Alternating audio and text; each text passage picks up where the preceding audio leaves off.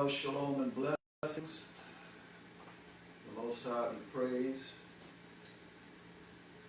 This time we want to prepare ourselves for School of Messiah Bible Institute. And tonight's, or I should say this afternoon's topic that we're going to cover is going to be on financial stewardship, tithing and giving. Financial stewardship, tithing and giving. Let us begin by having a word of prayer. Abba Yah, our King, we thank you for your mercy, your grace. We thank you for the opportunity to be able to provide the teaching of the scriptures, to help show forth another aspect of the counsel of your will that is related to your kingdom and its operations in the earth realm. We thank you for your mercies upon us. We thank you for the revelation of the scriptures and the insight that you provide by the Holy Spirit. I pray that you would cause the teaching to bring illumination to each student, to each hearer, to each disciple. May you be glorified through the development of your servants. May you be magnified as your truth goes forth to help your people to grow into the measure of the stature of the fullness of the Messiah. We will bless you for everything that is accomplished in Yahshua's mighty name. Amen. Hallelujah. Well, the Most High be praised today. We want to welcome those who have tuned in with us by live stream. And our subject is on financial stewardship, tithing, and giving.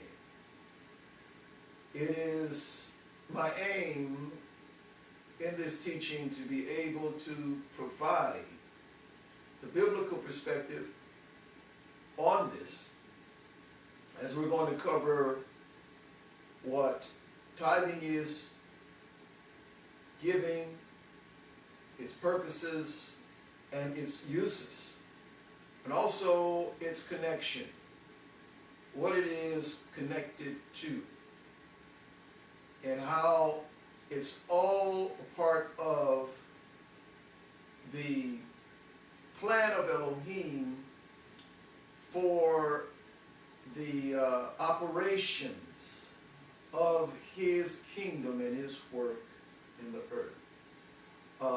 Every government has a system of receiving finances in order for the operations of that government.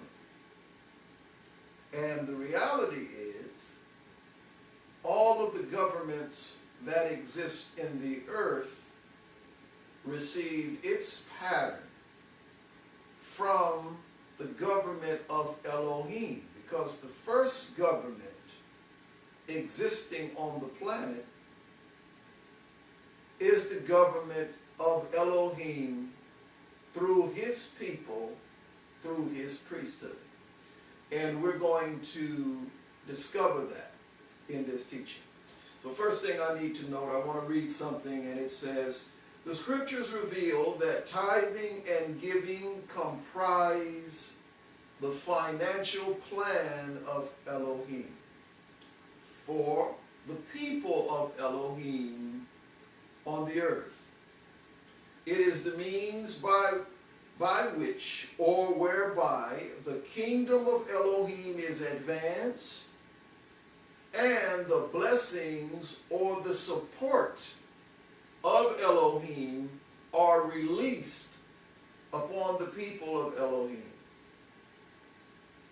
Since there are some believers who for various reasons do not agree with the concept of tithing, it is the purpose of this lesson to provide a complete as we possibly can provide, a complete biblical perspective regarding the subject, and to help the believer, the Israelite, the Messianic Israelite, gain a clear revelation about one's responsibility of being a financial steward. So, we want to look at the definition of the term tithe. And this term means the tenth. And so when we look at the tithe, which will be the first section that we're going to cover, we're going to deal first with tithing, then we're going to deal with giving offerings. But as we look at tithing, we want to look at what tithing is connected to. That is first and foremost. We need to understand what is tithing connected to. One is not asked to tithe just for the simple fact of tithing.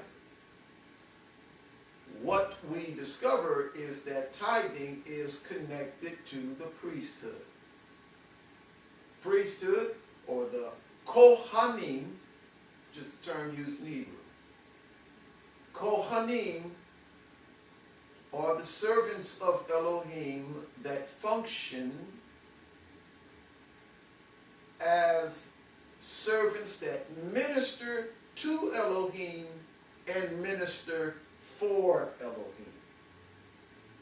Which means they minister to Elohim, or they give service to Elohim, and they also serve Elohim by doing other things. They are an integral part of his government in the earth. So the first instance where we see the term tithe used is in connection with a priesthood. And we find that in the book of Bereshit, commonly called Genesis. I want to go to the 14th chapter. That's where we find it. 14th chapter, verses 18 through 20. And what we discover is that there's a priesthood that's in operation. And we'll elaborate on that priesthood after we read the passage. Genesis chapter 14, verse 18. And it says, "And King Melchizedek of Salem," or Shalem, "brought out bread and wine. He was Kohen of Elohim Most High." That phrase, Elohim Most High, in Hebrew is Ha'el Elyon, the Most High El, the Mighty One. It says, "He blessed him and said, Blessed be Abram by Elohim Most High, maker of heaven and earth. And blessed be Elohim Most High, who has delivered your enemies into your hand." And Abram gave him 1/10, or the tithe, of everything. Now, this passage here, in context, has to do with Abraham returning from a battle that he and his militia had with a number of kings.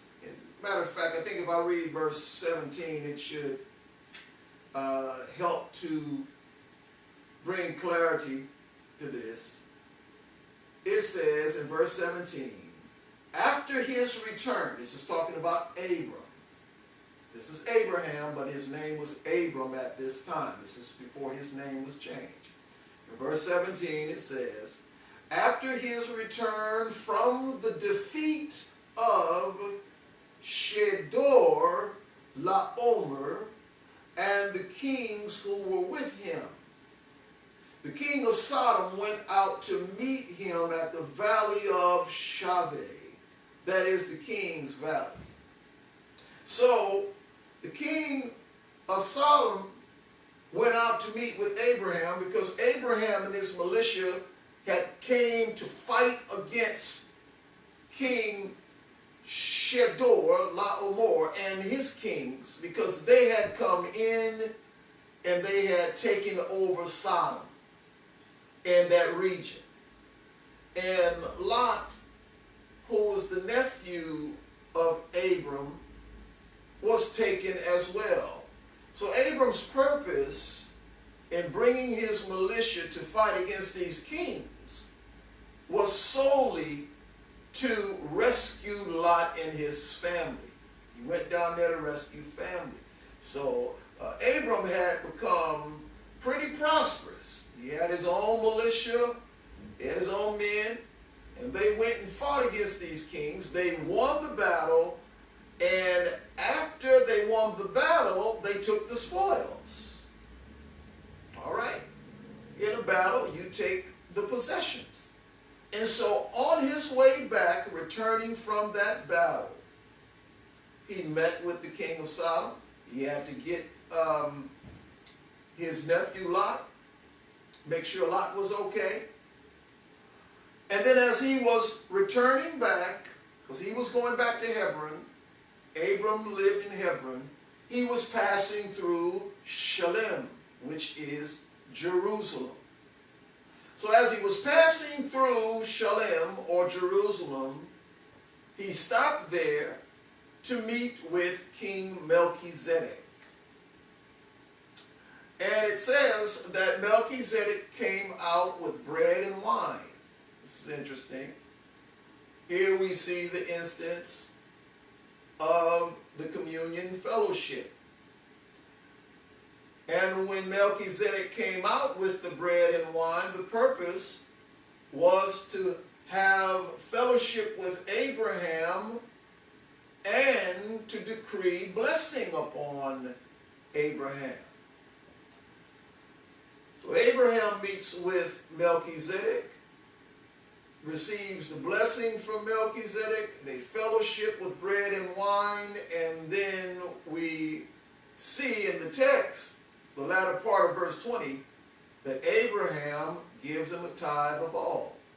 So Abraham's purpose for coming, passing through to Jerusalem, was to drop the tithe off from the spoils that he had taken from the battle.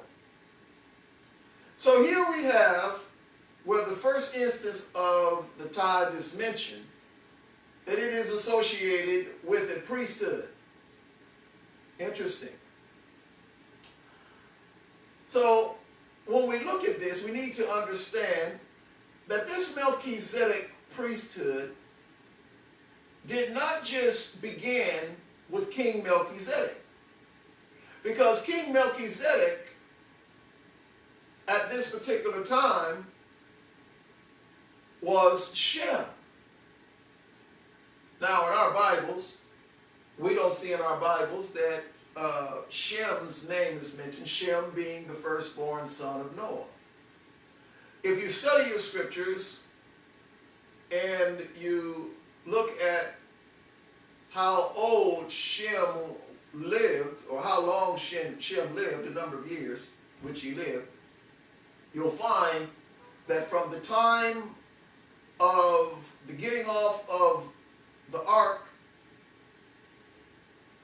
and you begin to count the number of years that Shem lived, it takes you all the way down to the period of Abraham. Now, while in our Bible, the scriptures that we have, it does not give the name Shem, if you read in other writings, some of it is in the Talmud, in Rashi. He writes about Shem being Melchizedek. Also in another book which was used by the ancient fathers, it's noted in Joshua, and it's also noted in Chronicles. There's a book called the Book of Yasher, which is regarded as the book of the upright, referring to the rulers. That book is very specific, where it says that Shem was Adonizedek in Salem. So this King Melchizedek was Shem. And the term Melchizedek was not a name for the king, but a title. It was a title. There were many kings during the ancient times where when we see their names, or what we believe to be their names, they are actually titles. For example, Pharaoh was a title for the kings of Egypt. And there were other names that were titles of kings over different empires. And in this case, Melchizedek, the word Melchizedek means Melchi, meaning king or master, Zedek, meaning righteous. It means the king of righteous, or the righteous king.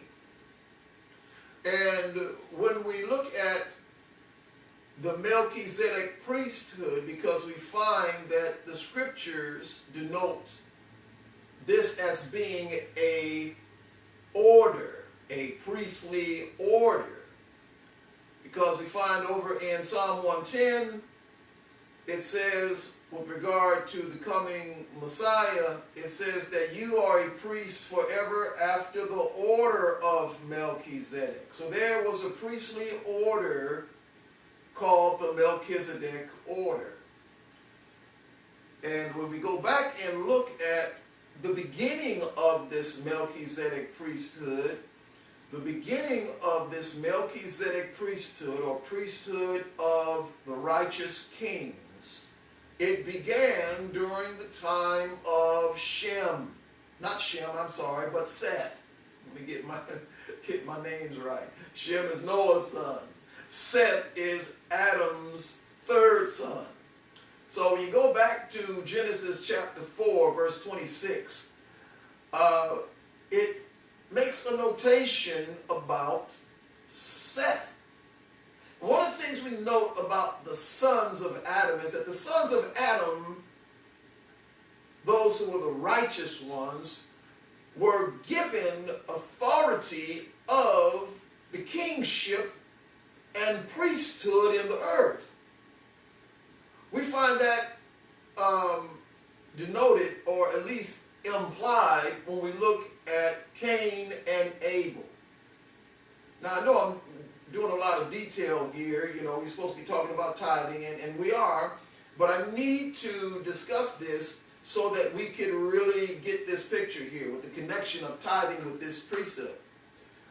In the 26th verse of the 4th chapter of Genesis, it says that to Seth was born Enosh, and then it says, and at that time men began to call upon the name of Yahuwah. So from the time of Seth, we have a righteous line. After Seth, we have this set of patriarchs. And these patriarchs, firstborn now, we want to be very mindful of that. The firstborn of each generation was given the title of Melchizedek. They were the righteous kings in the earth. Enoch was one of those Melchizedek, excuse me, Melchizedek priests. His son was a Melchizedek priest. Noah was a Melchizedek priest. And when each of these Melchizedek priests was getting ready to pass the torch or to pass the baton, they would bless the firstborn son, and the firstborn son would be given the responsibility of being that priest in the earth that was responsible to perpetuate the revelation and the things of Elohim in the earth. That was how the government of Elohim operated in the earth, under this Melchizedek priestly order. Now, when Noah came on the scene, there was some promises made to Noah. There were some prophecies made about Noah as to what would happen regarding his birth. We know that once the flood had occurred and they got off of the ark, that Noah blessed Shem. So Shem received the blessing. He received the blessing and the birthright. And he became the Melchizedek priest. So now when we get down to Genesis chapter 14, and we deal with Abraham, there's a block of information that is just not there. If you read the book of Jasher, and I know most Western theologians, they disregard that book, but thank the Almighty for many of the churches of the East that they preserve that book, especially the Ethiopian Orthodox Church. They preserve that book. You know, our ancient fathers, all the way through the centuries, from the time of Moses passing all the way down to the 2nd century of the Common Era, they kept that book. And it describes how that Abraham in his earlier years was taught by Shem and Noah the things of Elohim. So Abraham already knew about tithing. He learned it from those who were following the way of Elohim in the earth. So you had two kingdoms operating in the earth. You had that kingdom of Elohim and his priesthood functioning, because it says regarding King Melchizedek, it says that he was the Kohen of Elohim Most High. So the kingdom of Elohim was functioning already through that Melchizedek priesthood. But we also had the pagan system operating. We see that kingdom rising up after the flood through Nimrod. And it began to spread throughout all of the earth. So, I said all of that to really show the connection of tithing with the priesthood. Abraham knew about it, and he performed it. The other priesthood that we find that tithing is connected to is the Aaronic priesthood, the Levitical priesthood. And this particular priesthood, most folks who read the scriptures are probably most familiar with, because it's associated with those who are of the tribe of Levi. The tithe didn't just go to the Aaron's descendants, but it went to the whole tribe of Levi or Levi. So it went to the priests and also the Levites as well, because the Levites had no inheritance in any of the land. So the tithe was regarded as belonging to the Most High Yah, but it was for the priests and the Levites. So we see tithing is connected to the priesthood. It's connected with those that are serving the government of Elohim, so that their temporal needs are met, but also that the needs that are a part of or that are serviced by the government of Elohim are also to be met. And we're going to see that through some of the passages of the scriptures we'll read.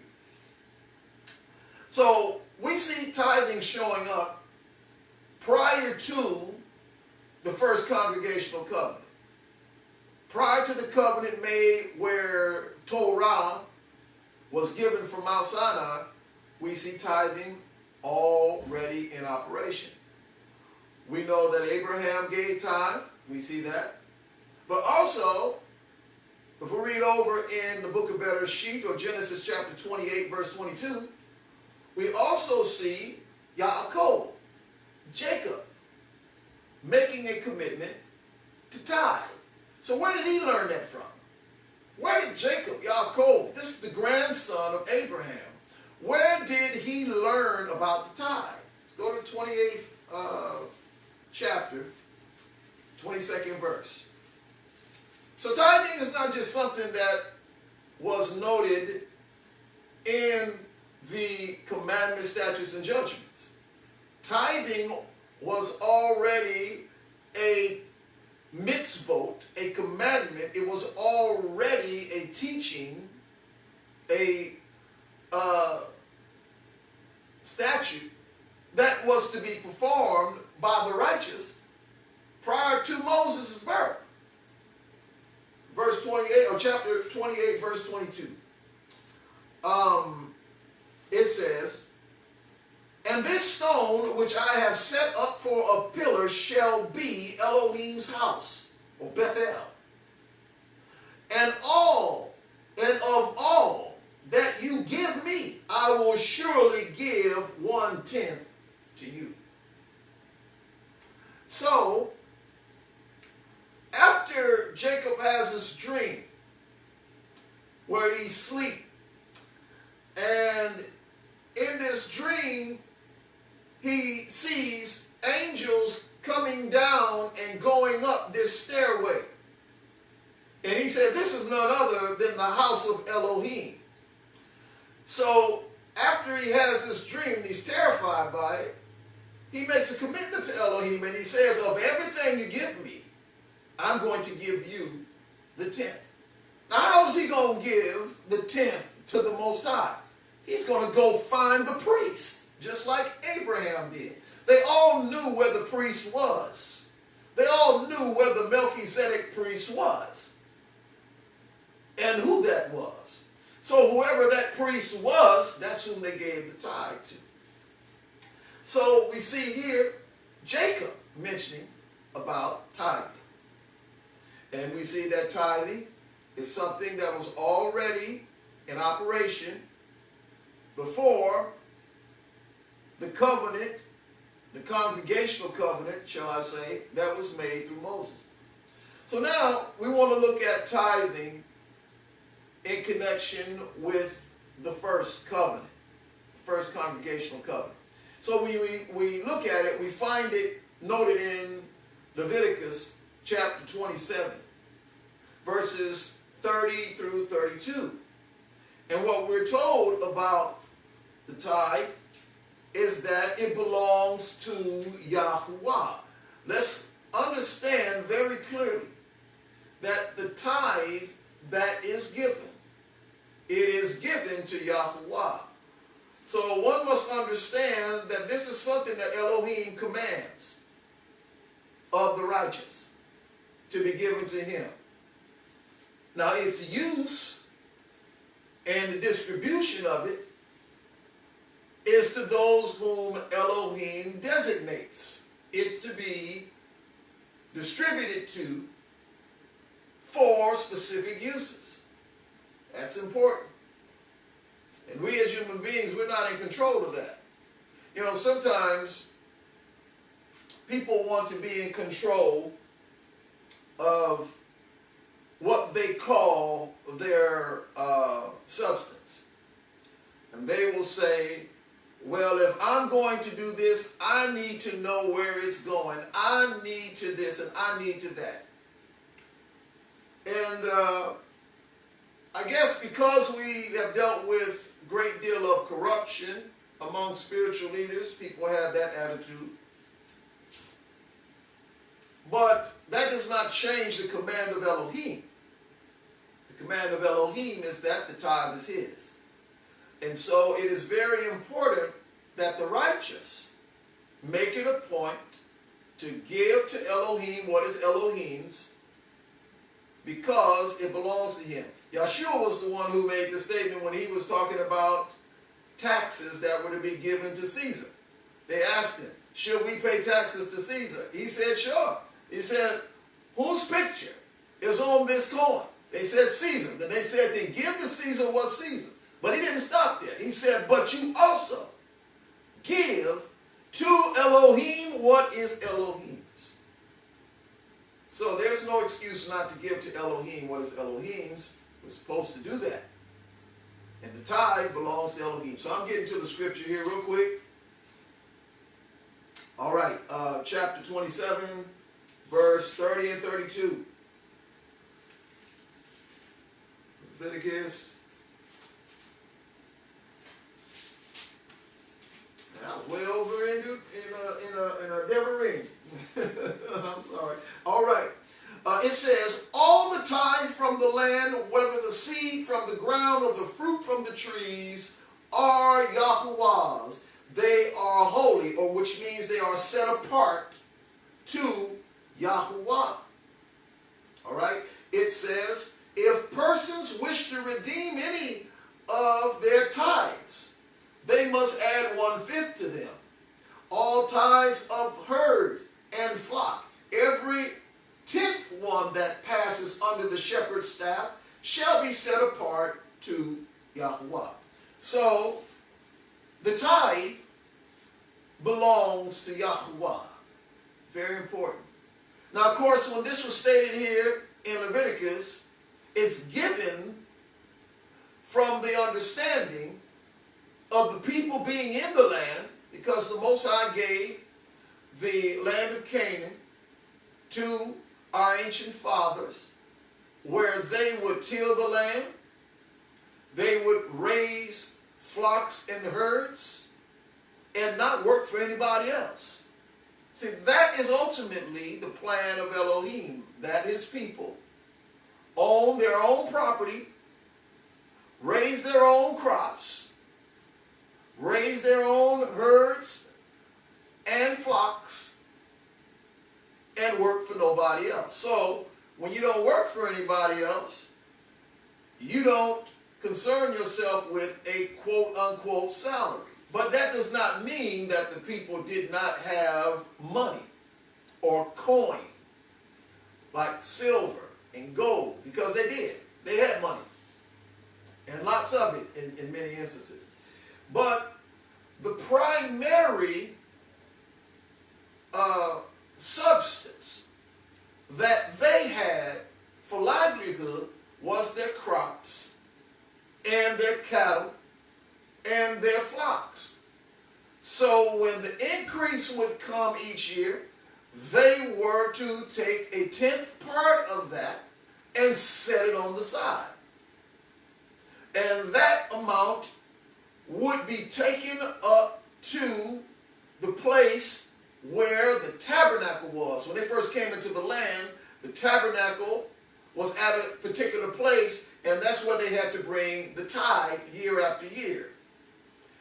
And when it got to be Jerusalem, then that's where they would take the tithe. Each year they would set aside the grain, whether it was wheat, flax, barley, whatever it was, and the fruit, whether it's grapes, figs, whatever it was that they produced. They would set that on the side and then bring that to Jerusalem, along with the flocks, the 10th of the flocks and the 10th of the herds. That's what they would do.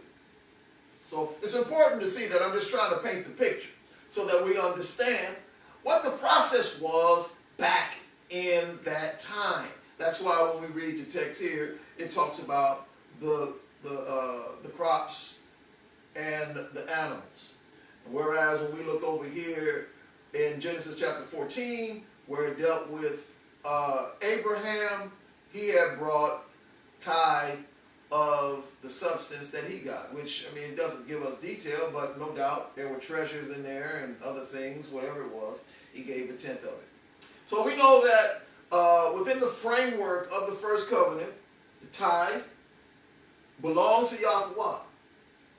And we also know that it's connected with the priesthood, because the Most High said it belongs to Yahweh for the priests. There are other passages that note that. Another thing we need to note about the tithe has to do with the fact that a person who did not give the tithe actually defrauded or robbed Elohim when they did not give the tithe. So over in Malachi chapter 3 verses 8, where we find out that Elohim says that you have robbed me when you did not tithe. So Malachi chapter 3 verse 8. And the interesting thing about this, when Elohim says that he was defrauded, it wasn't because they did not bring anything up to Jerusalem that was set aside for the tithe, but that they did not bring the proper thing. You know, they were giving to the Most High the worst of the crops, the worst of the animals, and not the best of the crops and the best of the animals. And the Most High said that, look, you wouldn't give this to one of your governors if you were going to see one of your governors. He said, so why are you giving this to me, who's the king of the universe? Chapter 3, verse 8, it says, will anyone rob Elohim? He says, yet you are robbing me. But you say, how are we robbing you? See, they asked the question, how are we robbing you? We doing what you want. At least they thought that they were doing what he wanted. Okay, it says, in your tithes and offerings. So the Most High said, in your tithe and in your offerings, you're robbing me. Because they were not giving the tithes and the offerings according to the way Elohim had described it in the Torah. When they would give up the tithe, they were doing stuff like substituting out, like as I said, they set the crops on the side, or they set the animals on the side. These were set apart. What's set aside is regarded as being set apart. The word holy that we use means to be set apart or to be separated. So they set apart the crops, they set apart the animals, the tenth of all, and then what they would do, like if there was an animal there that was a good animal, and they had another animal that was theirs, but it wasn't so good, they would substitute it out. They switch it out. They would do stuff like that. And then they would give that tithe to the Most High. The Most High said, no, you're not giving me that. You're not giving me this sick, scrawny thing.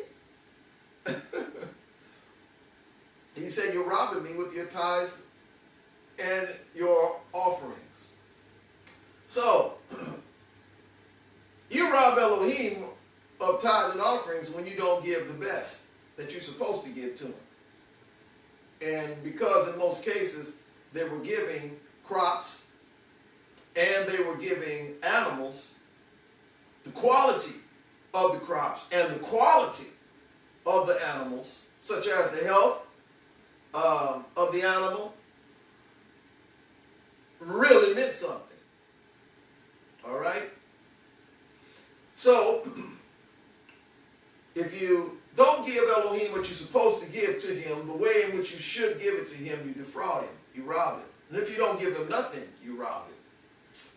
And the results of that is that a curse came on those who did not pay the tithe properly. In verse 9 of Malachi chapter 3, it says, you are cursed with a curse, for you are robbing me, the whole nation of you. So the Most High said, the whole nation of you are robbing me because you have not given the tithe. Interesting, isn't it? It is. Now, in order to remedy that, Elohim said something in verse 10. Blessing will come on those who gave the tithe properly. So what he says here, it says, bring the full tithe. In other words, bring all of it. Don't bring portions of it. Don't bring some of it. Don't bring the sick of it. It says, bring the full tithe into the storehouse so that there may be food in my house. And put me to the test, says Yahuwah, and see if I will not open the windows of heaven and pour down for you overflowing blessings. Now, the overflowing blessings that Elohim is talking about here has to do with rain. Because in that time, as a result of their disobedience and how they were giving to Elohim, the Most High stopped the rain, which stopped the crops from being produced, which also caused the flocks and the herds to not be healthy. So all around, it was not a good thing. All right?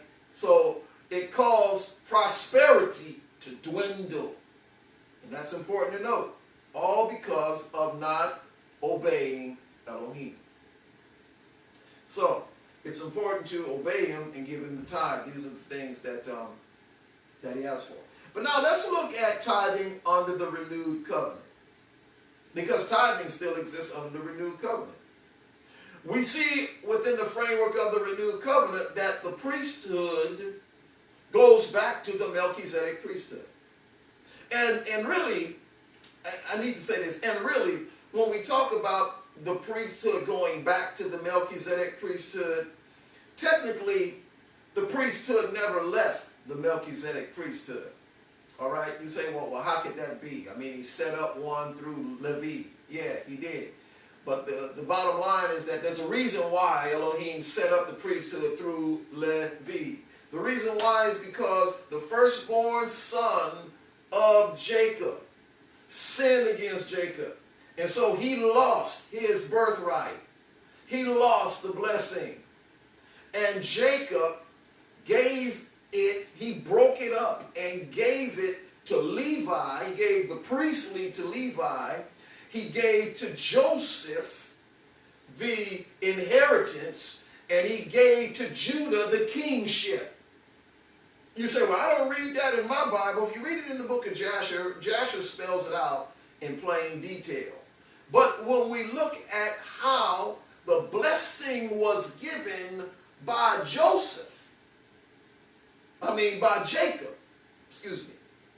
When Jacob blessed Joseph's sons, he crisscrossed his hands with Ephraim and Manasseh, and he pronounced some profound blessings over them, greater than all of the others, with reference to the fact of what they would have and how they would possess. I mean, it's phenomenal. Because they're the ones who received that firstborn birthright blessing. But yet with Judah, he is given the kingship. Because it says, the scepter would not depart from Judah. When Jacob blessed Judah, the kingship was given to Judah. And we know that through Levi, the priesthood came. So Jacob was the one who broke up the blessing with the birthright blessing and the priestly and the kingly. All of that was part of the Melchizedek order. But since Jacob broke it up, the Most High honored Jacob, and he continued with that flow until the Messiah came to bring the Melchizedek priesthood back to order. Now, there's another way in which we can see this, and I've done a teaching on the Melchizedek priesthood, where we showed how that when the Levitical priesthood, or the Aaronic priesthood, and with the tribe of Levi, when they were being installed in that place to function as a priesthood and as servants to Elohim, we find that it says that Levi shall substitute the firstborn as servants to Elohim. And there was a substitution. And then it says that the amount of the firstborn sons that were more than the number of the Levites, because there were more firstborn sons than there were Levites, it says that the parents had to pay a redemption price to the Levites. This is as an exchange.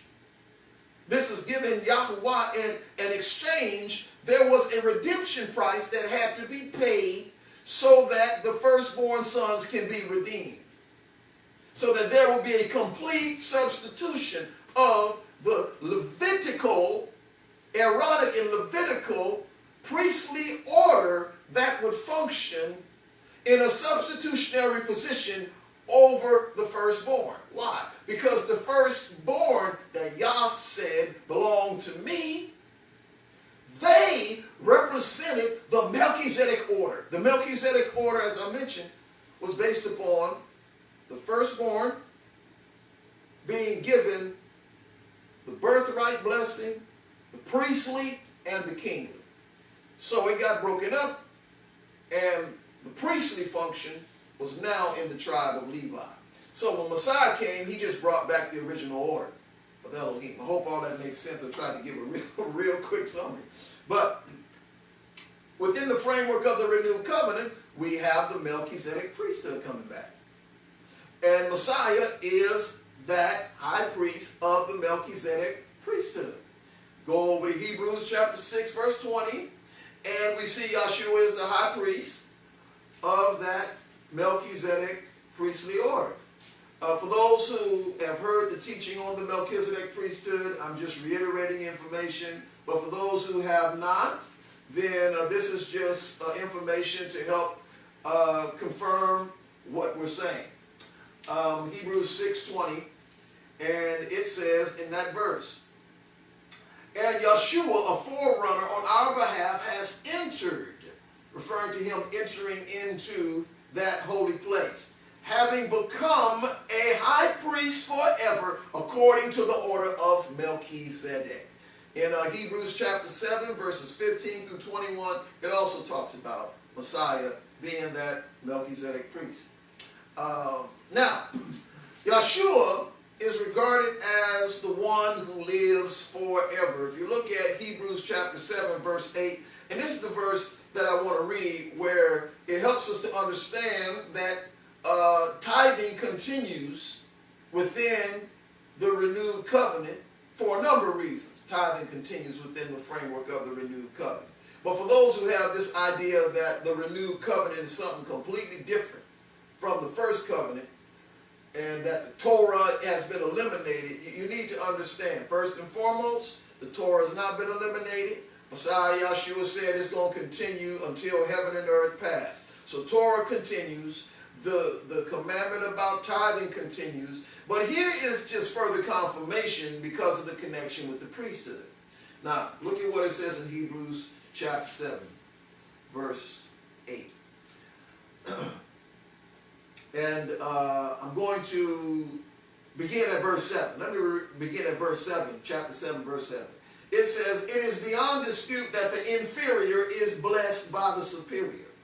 In the one case, tithes are received by those who are mortal, referring to those of the Levitical priestly line, because this is what Paul is making the comparison of in this chapter. Those who are mortal receiving the tithe, those are the Levites, Aaron's line.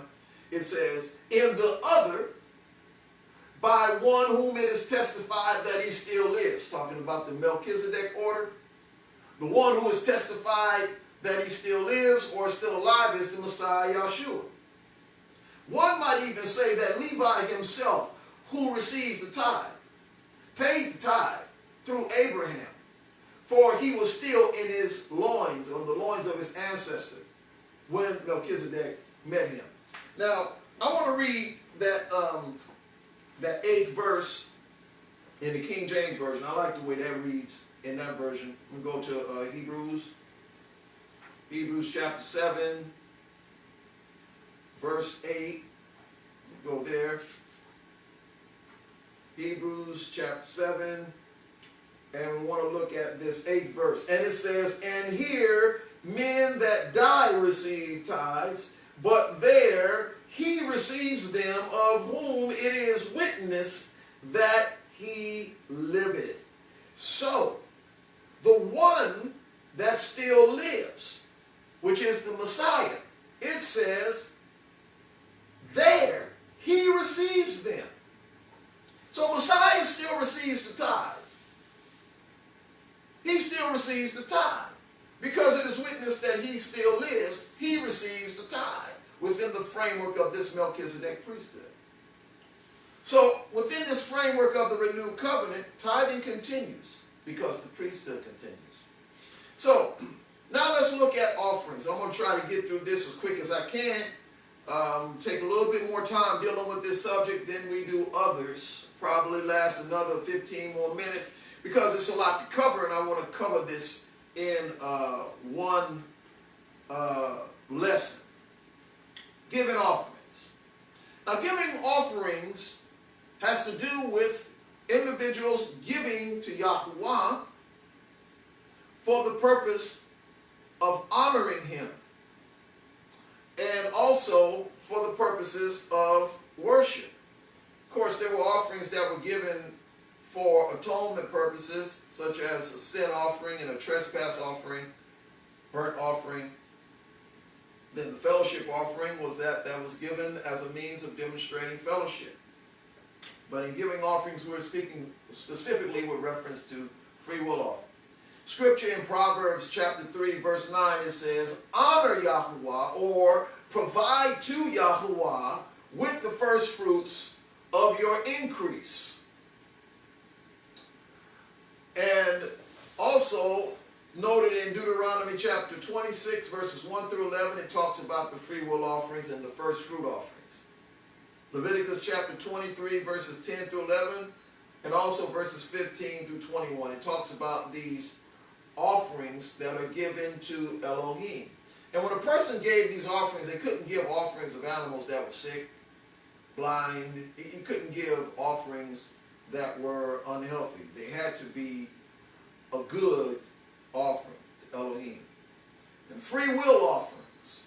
Leviticus chapter 7, verse 17. It talks about your votive offerings that you give to Elohim.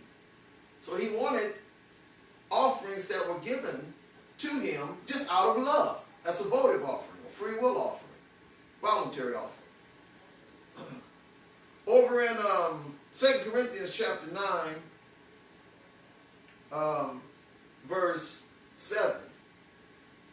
And you know, when we read this verse in 2 Corinthians chapter 9, verse 7, I've heard this read so many times over the years. And it almost appears as if when a person reads this with reference to giving offerings, as though this is new information, but actually it's Torah-based. 2 Corinthians 9:7 comes right out of the Torah about how to give. Right out of the Torah. But I just want to read it, because everything that we find here when it talks about giving, all of this that we find in the writings of the apostles, you find all of that in the Hebrew scriptures in the Torah. Most believers don't even know that because they don't go read the Torah. They think that most of the things that the Apostle Paul wrote down was like new revelation. Oh, new revelation, New Testament. No, it's all in the Torah. Y'all better read your Bibles. It's important. Read your Bibles. All right, 2 Corinthians chapter 9, verse 7. And it says, each of you must give as you have made up in your mind, not reluctantly or under compulsion, for Elohim loves a cheerful giver. So, in the free will offerings, you give to Yahuwah willingly. Not under compulsion. In other words, a person is not supposed to be forced to give. Not supposed to stand up and then tell the people, You know, if you want that blessing, you need to give that $100 bill. If you need to give till it hurts and you'll be blessed. There's so many gimmicks that ministers come up with to make people feel guilty in their giving. When the scripture is very plain, and it tells us you don't give out of compulsion. You give willfully, freely, out of a want to, a love, a desire, where it's like, you know, I just got to do this. I got to give because I love the Almighty, or I feel the need, and I want to be a blessing, a support. See, that is the spirit you're supposed to have in giving free will offerings. Very important. Very important. Now, let's move forward. I want to get this done. Principles in giving. What you give will come back to you. Luke chapter 6, verse 38. Yeshua said, cast your bread upon the waters. It'll come back to you not many days hence.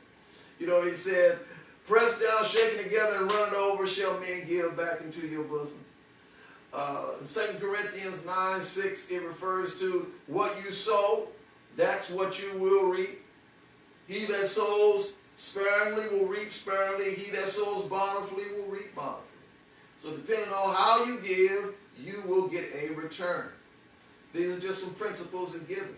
Elohim loves a cheerful giver. If you give cheerfully, you'll receive an abundance. But guess what? If you give out of compulsion, don't expect to receive anything back. You can't be blessed giving out of compulsion. It's best not to give at all if you're going to give out of compulsion. Don't give grudgingly. All right? Giving grudgingly and making offerings by compulsion, you will not receive the blessing. It's important. Another point is, do not give with ulterior motives. You can get in trouble for giving with ulterior motives. Here's an example. Hananias and Sapphira in Acts chapter 5, verses 1 through 10. They were observing how that most of the Messianic Israelite community were selling their properties and were giving the full amount of what they had sold. So they thought, hey, let's sell our property, but let's just keep back some of it and say that we sold it for the amount that we're giving. They wanted to try and appear before the apostles and the rest of the Messianic Israelite community as though they were really sacrificing for the word of Elohim and for the message of Messiah. And they were lying. They were trying to make themselves appear as though they were really sacrificing or really committed. I mean, it's okay if you don't want to give the full amount. You don't have to give the full amount. There was no commandment that said, or given or issued by the apostles that said, go sell your property and give it to us. It's just that people were moved to do it. So if you give with ulterior motives, you get in trouble for that. Now let's look at the uses of tithing and offerings. Let's look at the uses. When we look at the uses, we need to know that the uses are for, and let me note specifically, I need to break this up in two parts. Within the framework of the first covenant, the use of it was for the Levites, for the needs of the Levites. The tithe, as I mentioned before, the tithes has always been used, the tithes and the offerings has always been used for the servants of Elohim, those that are the Kohanim, whether it's within the framework of the first covenant or whether it's within the framework of the renewed covenant. Those within the framework of the renewed covenant, within the framework of this now Melchizedek priesthood, those who are the leaders, the shepherds, the Sheliachim, the Navi, the apostles, prophets, pastors, and teachers, all of these individuals that function as leaders building up the body of Messiah, as Paul said, he said, we have been given the ministry of reconciliation. They are the Kohanim. Those of us that serve as ministry leaders under Messiah, being the high priest of the Melchizedek priesthood, these are the Kohanim. It's important that we understand that. Within the framework of the renewed covenant, the Aaronite priestly functions have been transferred to Messiah Yahshua. He is now the high priest. It's gone back to the Melchizedek order. So, within the framework of the renewed covenant, the tithes still go to those who are of the priesthood that serve Elohim, the ministry. Paul made a statement and he said, and I like what Paul said, where he said, just as the priest receives from that which has come from the altar. He says, Yahuwah hath ordained that they which preach the gospel shall also live of the gospel. It means that those who serve in the preaching of the message to bring men back into fellowship with Elohim, that's the ministry of reconciliation, that's a priestly ministry, they are also supposed to receive support, financial support, from the service that they do, in the same way as the priests functioned when the temple stood. It's important that we understand that. But let's look at within the framework of the first covenant. Then we'll get into the framework of the renewed covenant. All right. Numbers chapter 18, verses 8 through 21. It talks about the need is to take care of the needs of the tithes, and the offerings are to take care of the needs of the priests. I'm almost there, bear with me. All right, chapter 18, verse 8, and it says, Yahuwah spoke to Aaron, I have given you charge of the offerings made to me. All the holy gift or set apart gifts of the Israelites, I have given them to you and your sons as priestly portion. Do you in perpetuity. This shall be yours from the most holy things reserved from the fire, that's on the altar. Every offering of theirs that they render to me as a most holy thing. See, everything goes to Yahuwah first, then it is designated to the servants. It says, every offering of theirs that they render to me as a most holy thing, whether grain offering or sin offering or guilt offering, shall belong to you and your sons. As a most holy thing you shall eat it. Every male may eat it. It shall be holy to you, or set apart to you. This also is yours. I have given to you together with your sons and daughters as perpetual due. Whatever is set aside from the gifts of all the elevation offerings of the Israelites. Every one of you, it says, who is clean in your houses may eat of them. And it goes on and it talks about all that is to be given to the priest. In verse 21 it says, to the Levites I have given every tithe in Israel for possession in return for the service they perform, the service in the tent of meeting. So here I just jumped right over to verse 21 because that just basically explains it. The tithe, all of the tithe of the Israelites that came in is for the whole tribe of Levi. Why? Because of the service they performed, the governmental service and duties performed as a means of ensuring the reconciliation purposes, redemptive purposes that are channeled through the temple and to the people. It's very, very important that the purpose of the tithes are to take care of the service of Elohim. Also, another aspect of the tithes and the offerings and the purpose of it is to provide for the needs of the widows, orphans, and strangers. Go to Deuteronomy chapter 14. Deuteronomy chapter 14, Devarim chapter 14. So this is interesting because, for those ministers that think that, well, all of the tithe goes to me. Well, the Bible declares that every third year, the tithe would be brought out to the community where the people lived. The third year's tithe would not be brought up to Jerusalem, but it will be brought out to the communities where they lived, and it would be shared by the Levites, the widows, the orphans, and the strangers. Those other three groups are the groups that we would regard as being on the lower financial scale, so to speak. So if you were a widow and you were not taken care of by a son, then you had some difficulty. You were in a position where you were struggling financially.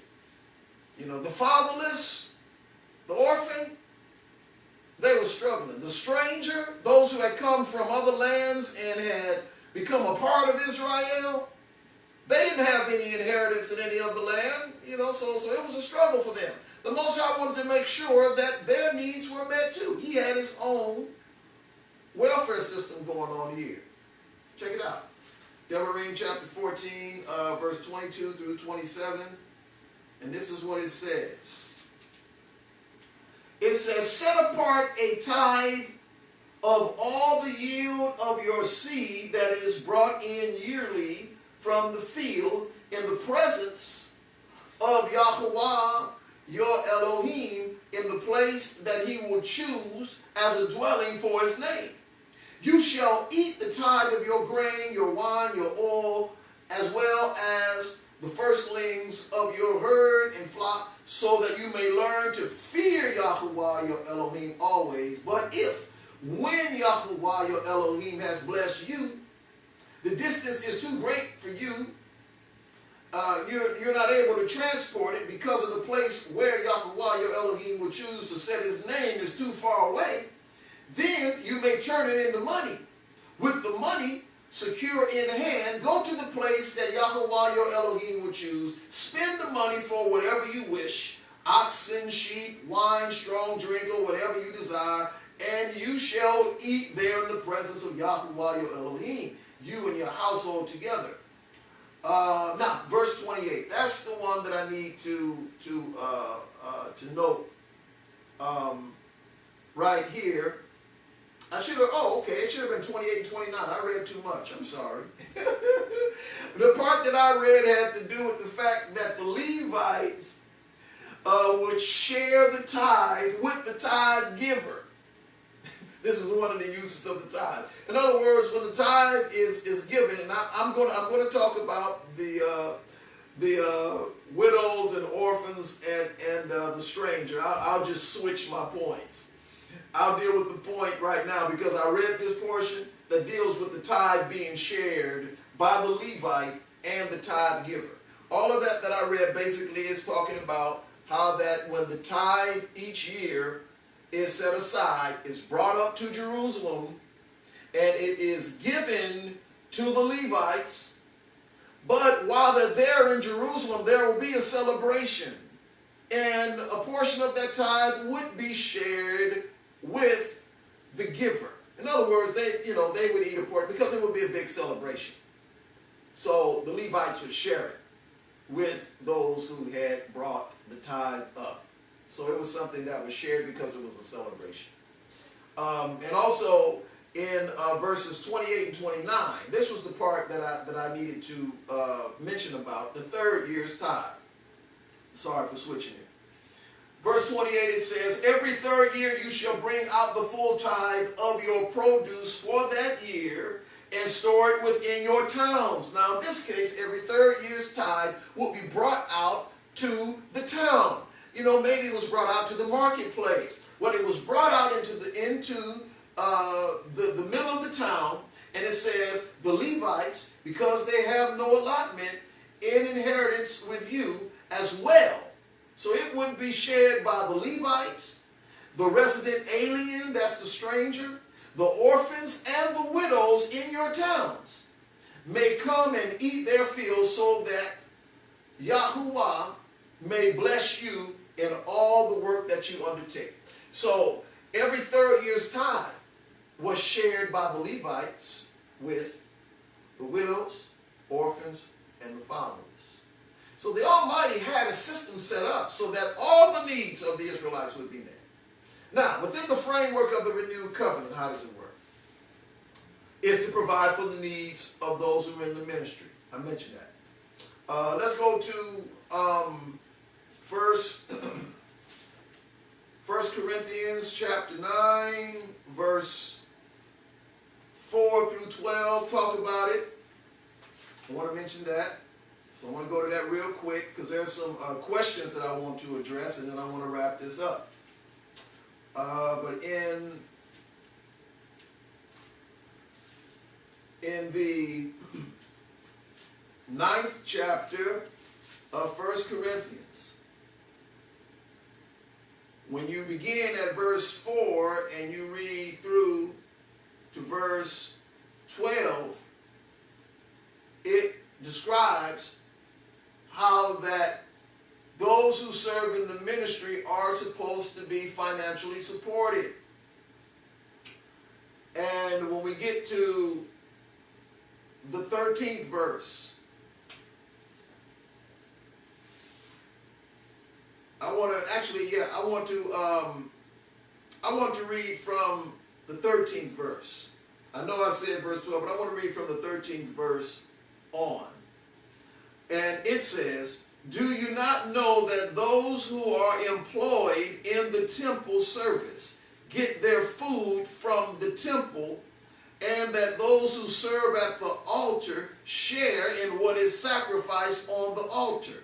In the same way, Yahuwah commanded that those who proclaim the gospel should get their living by the gospel."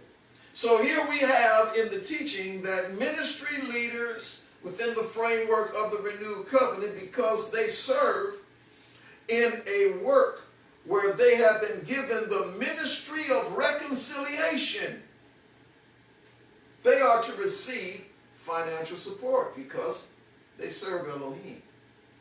That's one of the uses of the tithes and the offerings.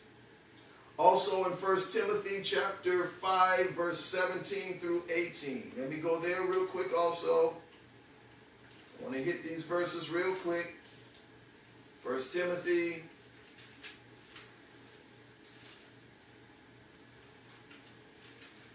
chapter 5, verse 17 through 18. It says, "Let the elders who rule well be considered worthy of double honor." Now the word honor, and I've mentioned this in many places.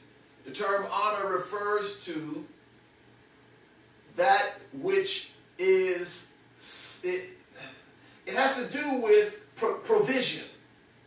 It has to do with provision. The term honor refers to honorarium. It has to do with money. It has to do with provision that is made. It says, "The elders who rule well, let them be considered worthy of double provision, especially those who labor." So this is connected with labor, their work. "Who serve in preaching and teaching. For the scripture says, 'You shall not muzzle an ox while it is treading out the grain.' And the labor deserves to be paid," or the laborer is worthy of his hire. So here we find that the offerings and tithings that are given are used to provide for the well-being, the needs, the support of those who serve in the ministry. Also within the framework of the renewed covenant, We see that the taking care of the widows and orphans are also a part of it. None of these things change from the first covenant to the second covenant. None of it changed. And none of the duties changed. In Acts chapter 6, verse 1, it talks about the fact that the apostles, when they were establishing things within the Messianic Israelite community, that they were taking care of the needs of the widows. That's in Acts chapter 6. But if you go to James, you go to Yaakov, that's his name in Hebrew. You go to James, chapter 1, verse 27 through 26 and 27. Chapter 1, verse 26 and 27. I want us to look at this, because here we get the full picture, that there's a continuity from the first covenant and the renewed covenant. Everything stays the same. The Melchizedek priesthood goes back to its original order, but as far as the uses of the tithes and offerings and all of that, it stays the same. Verse 26 of chapter 1 of James. It says, if any think they are religious and do not bridle their tongues, but deceive their hearts, their religion is worthless. It says, pure religion and undefiled before Elohim the Father is this, to care for orphans and widows in their distress, and to keep oneself unstained or unspotted by the world. So what we see is that provision for widows and orphans are all done within the framework of this renewed covenant. These are things that are provided for. All of it comes through the provision made by tithing and giving. That's how it happens. Now I want to address a question. And after I address this question, we're going to wrap it up. But there are some that are teaching, and I've heard this from those within the Hebrew Israelite community, and no doubt others are probably teaching this as well. But the teaching is that you cannot tithe money, because in their understanding, the only thing that can be tithed are crops and animals, based upon what's noted in the scriptures of Leviticus. So I want to address that question. Is it wrong to tithe using money? Does Elohim have a problem with money being given as a tithe, as some would purport? Now, I want to address this as best as I can. I really feel like I should not have to address it, because the scripture is very clear, at least for those who approach the scripture academically, who approach the scripture with an understanding of the culture and what was happening and what the people had. Because earlier I mentioned that while the tithe was noted primarily by taking the crops and taking the flocks or herds and setting that on the side, because the people were in the land and they were primarily supposed to give from the increase. That was the increase. Doesn't mean that they didn't have money. But we're going to show how the Elohim accepts the money. We already know that Abraham gave the tithe to Melchizedek, and that was definitely treasure and money. We know that. But those who want to, make this statement and really nail down on it, because in Israel only, crops and animals are to be given as tithe. You're not to give money. Well, number one, we don't see anywhere in the scripture where Elohim says that you cannot give money. And the reason why we need to deal with it is because in this generation that we're in, you have very few that are in the agricultural industry. You have very few who make their livelihood from their land, from their crops and their flocks and their herds. Very few. Most people work for someone else. I mean, you know, I hope the Almighty, you know, gets us back to doing that again. But the issue has to do with, is it wrong to give money as a tithe? We know Abraham didn't have no issue with that. That was brought to Melchizedek. But in Israel, as some would say. So let's deal with that. Go to Leviticus chapter 27. I need to talk about that. Leviticus chapter 27. I'm going to address this two different areas. I'm going to address this. Leviticus chapter 27, verses 30 and 31.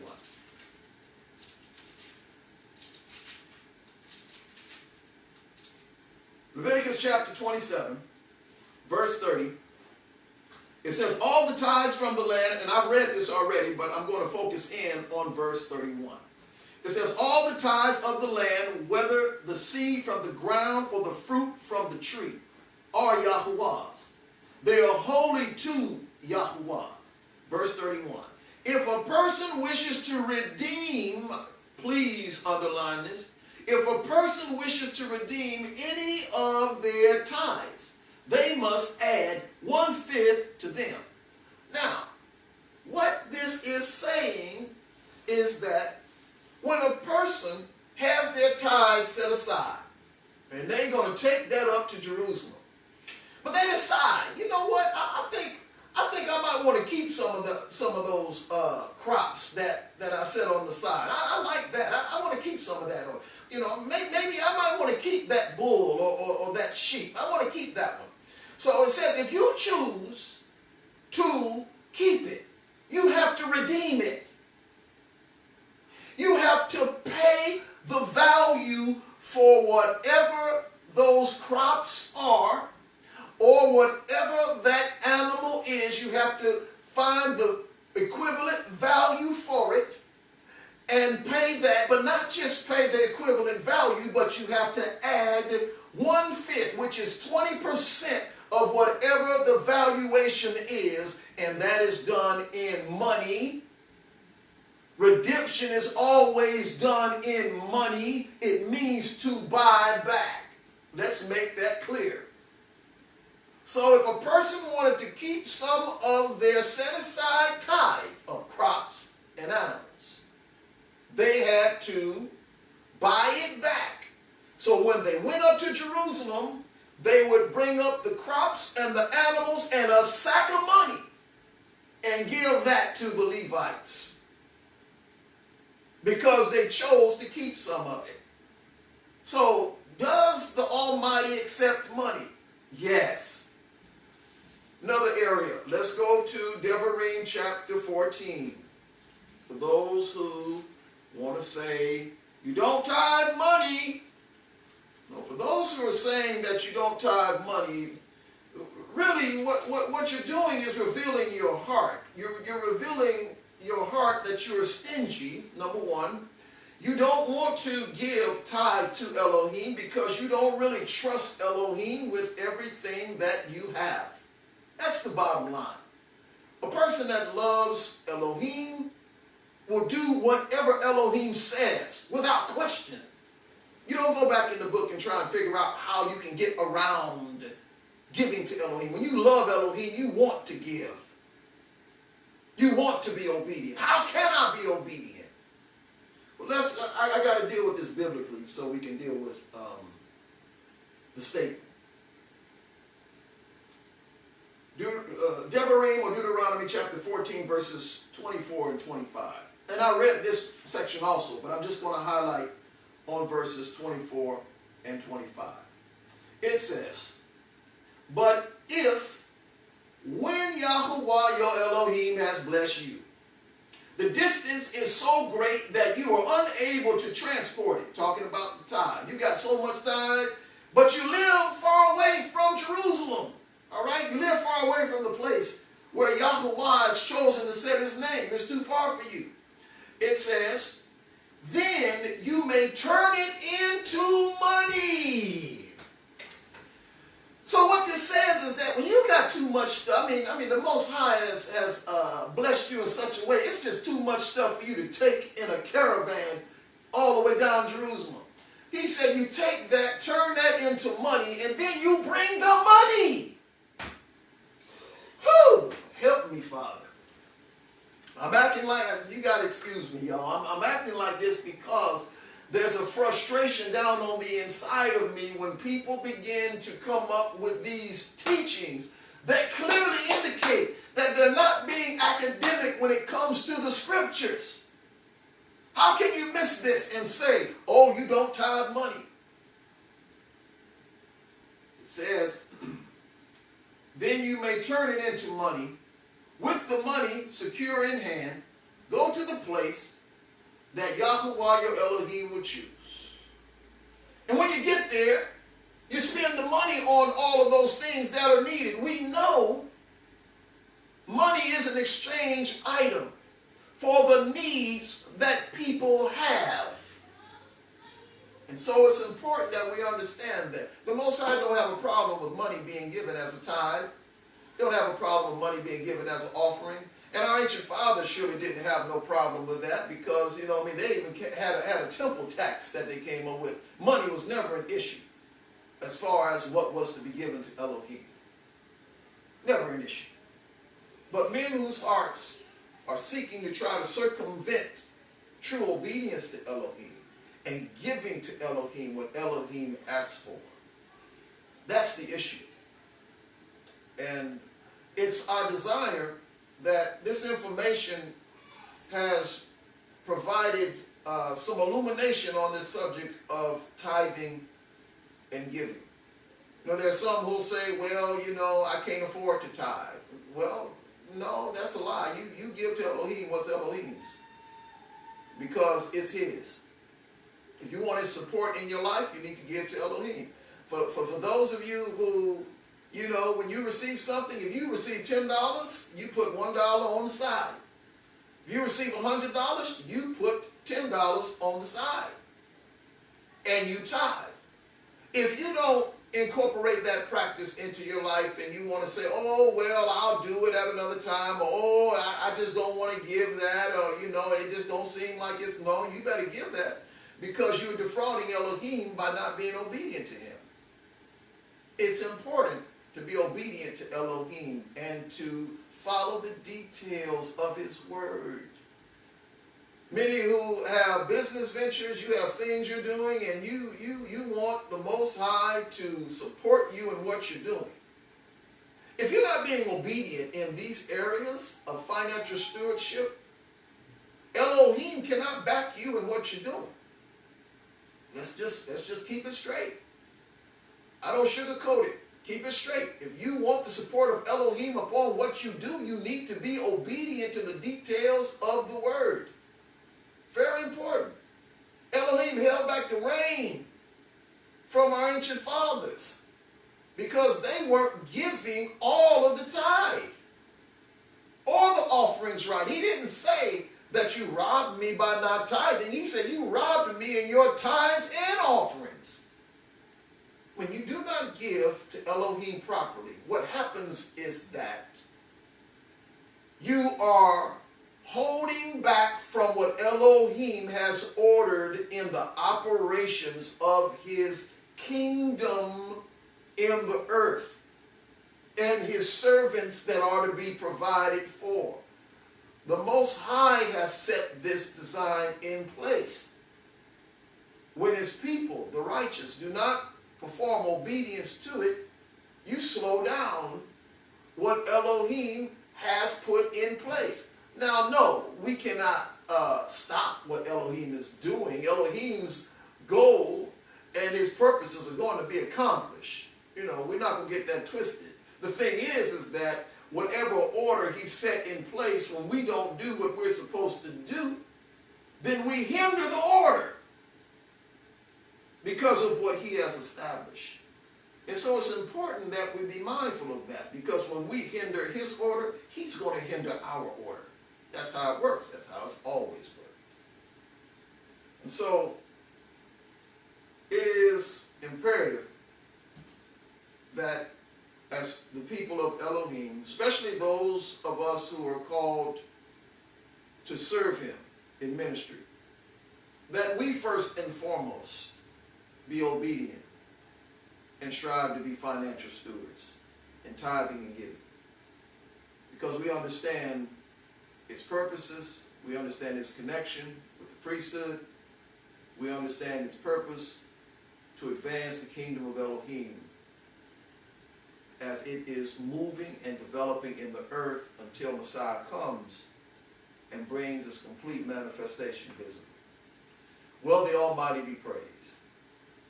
I trust that this teaching has been a blessing to each and every one of you.